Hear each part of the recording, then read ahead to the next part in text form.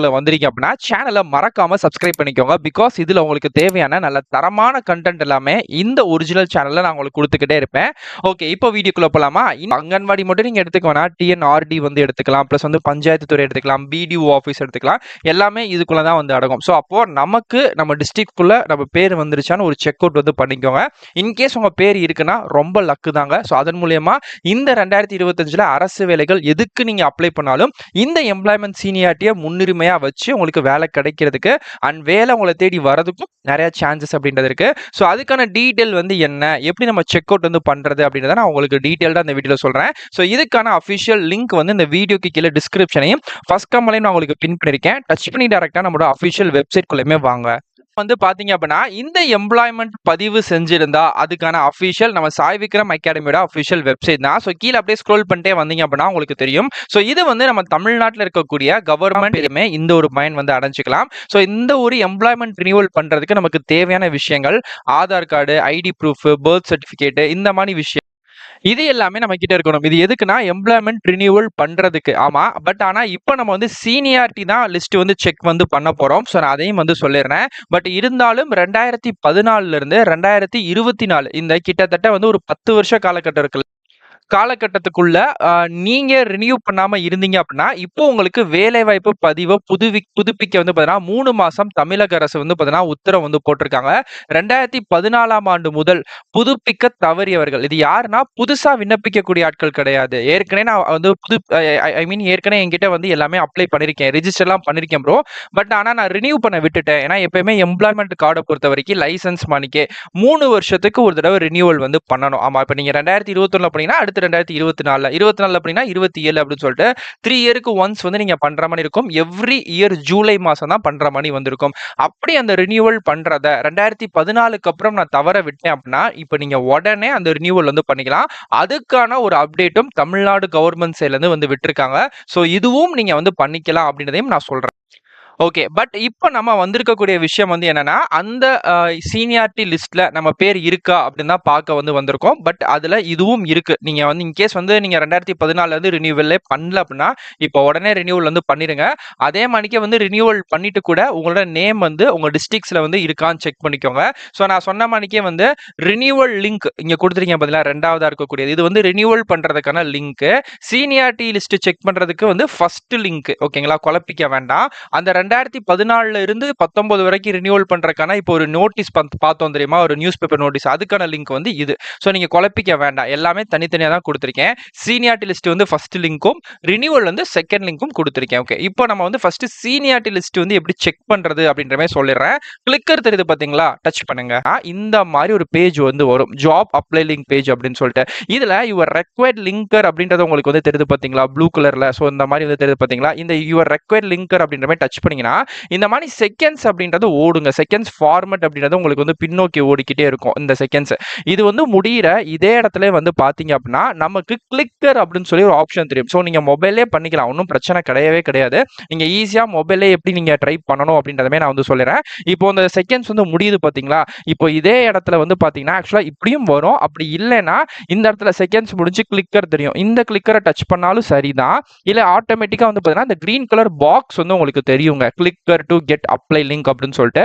இதை வந்து நீங்க வந்து தொடுங்க. ஸோ தொட்டிங்க அப்படின்னா ஓகே ஃப்ரெண்ட்ஸ், ஸோ இதுதான் வந்து பார்த்தீங்க அப்படின்னா தமிழக அரசோட official website. So seniority list check பண்ணுறதுக்காகவே நமக்கு எம்ப்ளாய்மெண்ட் டீட்டெயில் அப்படின்னு சொல்லி விட்டுருக்காங்க. டிபார்ட்மெண்ட் ஆஃப் எம்ப்ளாய்மெண்ட் ட்ரைனிங் அப்படின்னு சொல்லக்கூடிய டிபார்ட்மெண்ட் தான். ஸோ இதில் வந்து பார்த்தீங்கன்னா 28/2/2025 அன்னைக்கான தேதி ஸ்டாட்டிஸ்டிக்ஸ்குள்ள யார் யார் இந்த லிஸ்ட்டில் வந்து பார்த்தீங்கன்னா நேம் வந்து இருக்கு, அவங்களுக்கு என்னென்ன டிபார்ட்மெண்ட் வைஸ் வேலைகள் முன்னுரிமையும் இருக்குன்னு சொல்லிட்டு தமிழ்நாட்டில் இருக்கக்கூடிய 38 மாவட்டங்களும் கொடுத்துருக்காங்க. இதில் சென்னையை மட்டும் வந்து ஜோனலாக பிரிச்சிருக்காங்க. சென்னை 1, 2, 4 அப்படின்னு சொல்லிட்டு ஒரு பின்கோடு மாதிரி வந்து பிரிச்சிருக்காங்க. அது வந்து சென்னைக்கு மட்டும் தான். பட் ஆனால் மீதி எல்லா மாவட்டங்களும் ஆல் ஓவர் வந்து பார்த்தீங்கன்னா இதில் எல்லாத்துலையுமே இருக்கு.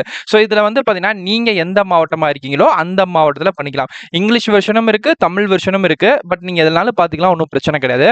இப்போ உதாரணத்துக்கு வந்து இப்போ நம்ம வந்து கடலூர் கூட எடுத்துக்கோம். ஸோ அந்த கடலூர் மாவட்டத்தை இப்போ டச் பண்ணோம்னா கடலூர் மாவட்டத்தில் யார் யார் செலக்ட் ஆயிருக்கா அப்படின்ற ஒரு விஷயங்கள் வந்துடும். ஸோ இதில் நம்ம எப்படி வந்து செக் பண்றது அப்படின்னா உங்களோட நம்பர் வித் வந்து எல்லாமே வந்து போட்டிருப்பாங்க. நான் அதையும் காமிக்கிறேன். ஓகே. இப்போ எக்ஸாம்பிளுக்கு உங்க சீனியாரிட்டி டேட் வந்து எப்படி இதுல வந்து கன்ஃபார்மா இருக்கு அப்படின்றத நம்ம செக்கப் வந்து பண்ணிக்கலாம்.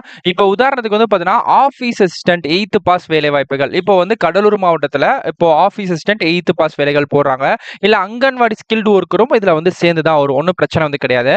இப்போ ஆஃபீஸ் அசிஸ்டன்ட் அப்படின்ற கேட்டகரில நீங்க வந்து பார்க்கும்போது, எஸ்சிஏ கேட்டகரிக்குள்ள வரீங்க அப்படின்னா, நீங்க வந்து 98ல இருந்து 2021க்குள்ள நீங்க அப்ளை பண்ணியிருக்கீங்க. அதாவது கன்டினியூஸா நீங்க பண்ணியிருக்கீங்க. எந்த வருஷமும் தவற விட்டது இல்ல அப்படின்னா, ஸோ உங்களுக்கு இந்த வேலை கிடைக்கிறதுக்கு நெறைய ஒரு வாய்ப்பு வந்து இருக்கு. ஸோ இப்படிதான் இதுல செக்கப் வந்து இப்படிதான் நீங்க வந்து பண்ணணும். ஓகேங்களா? அத வந்து பார்த்துக்கோங்க. அதே மாரிக்கே தான் வந்து அடுத்தடுத்து இது எல்லாமே இயர வச்சு தான் நம்ம கரெக்ட் வந்து பண்ணிக்கணும். அவங்களே வந்து போட்டிருக்காங்க. இப்போ இங்க டிரைவர் அப்படின்னு சொல்லக்கூடிய வேலைகள், இப்போ வந்து கடலூர் மாவட்டத்துல விடுறாங்க அப்படின்னா, 26/11 2001ல இருந்து 20/11/14 கிட்டத்தட்ட அந்த 14 வரைக்கி அப்படியே கன்டினியூஸா நீங்க பண்ணியிருக்கீங்க. எந்த விதமான ரினியூவல்லயும் நீங்க வந்து இது வந்து வச்சது இல்ல அப்படின்னா, ஸோ உங்களுக்கு இது வந்து கிடைக்கும். அதே மாரிக்கு இன்னொரு டிரைவர் கம் கண்டக்டர் வேலைகளுக்கு பார்த்தீங்கன்னா, 14/1/15 அதாவது 2015ல இருந்து இப்ப 2024 வரைக்கி கன்டினியூஸா யாராச்சும் அப்ளை பண்ணியிருக்கீங்க. எந்த வகையிலயும் அந்த ரினியூவல்ல நீங்க வந்து ஸ்டாப் பண்ணல. கரெக்ட்டா போய்க்கிட்டு இருக்கு அப்படின்னா, ஸோ இப்போ இந்த 8 வருஷம் ஆகிருச்சுல, நீங்க வந்து பார்த்தீங்கன்னா, அந்த கண்டக்டர் வேலைகளுக்கு உங்க எம்ப்ளாய்மென்ட் கார்ட வச்சு சீனியாரிட்டி நீங்க தாராளமா வந்து பண்ணிக்கலாம் அப்படின்னு சொல்லியிருக்காங்க. ஸோ அந்த மாரி உங்க டேட் அதாவது உங்க எம்ப்ளாய்மென்ட் கார்டுல டேட் இருக்கா? கரெக்ட்டா நம்ம வந்து ரினியூவல் பண்ணியிருக்கோமா? ஏன்னா ஃபர்ஸ்ட் ரிஜிஸ்ட்ரேஷன் பண்ணக்கூடிய டேட்ட பாருங்க. நம்ம வந்து 10ஆம் வகுப்பு படிக்கும்போதே ஸ்கூல்ல இருந்து பண்ணி தந்துருவாங்க. சில பள்ளிகள்லாம் வந்து பண்ணி தந்துருவாங்க. சில பேர் பண்ணாமயும் இருக்கலாம். ஸோ அப்போ உங்க 10த் படிச்ச பாஸ் அவுட் ஆன இயர்ல இருந்து கணக்கு பண்ணுங்க. நம்ம கரெக்ட்டா ரினியூவல் எல்லாமே எம்ப்ளாய்மென்ட் சரியா பண்ணியிருக்கீங்க அப்படின்னா, உங்களுக்கு இதுல வேலைகள் உறுதிங்க. இதுல எந்த விதமான மாற்றமே கிடையாது. ஸோ இன்கேஸ் நீங்க ஊடால விட்டுட்டீங்க அப்படின்னா, நான் சொன்னேன்ல ரினியூவல் பண்றதுக்கான ஒரு டேட் வந்து விட்டுருக்காங்க அப்படின்னு சொல்லி அந்த ரினியூவல் பண்றதுக்கான இப்போ உங்ககிட்ட எம்ப்ளாய்மென்ட் கார்டு இருக்கு. ப்ரோ நான் 2016ல பண்ணிட்டேன். பட் ஆனா அதுக்கப்புறம் வந்து நான் பண்ணல, பெருசா பண்ணல. நான் அப்படியே விட்டுட்டேன் அப்படின்னா ஒண்ணும் கிடையாது. இந்த ஒரு வெப்சைட் குள்ள வந்துருங்க. ஸோ இதுக்கான லிங்க் வந்து 2வதா நான் ஒரு லிங்க் குடுத்திருந்தேன்ல அதுதான். இதுல உங்க யூசர் ஐடி வந்து குடுங்க, பாஸ்வேர்ட் வந்து குடுங்க. பாஸ்வேர்ட் வந்து பாத்தீங்கன்னா, உங்களோட பிறந்த நாள் தான் மேக்ஸிமம் வரும். ஒண்ணும் பிரச்சனை கிடையாது. யூசர் ஐடி வந்து பாத்தீங்க அப்படின்னா, உங்களோட அந்த எம்ப்ளாய்மென்ட்ல ரிஜிஸ்டர் நம்பர்ன்னு சொல்லி ஒரு ஐடி வந்து நம்பர் வந்து போட்டிருப்பாங்க.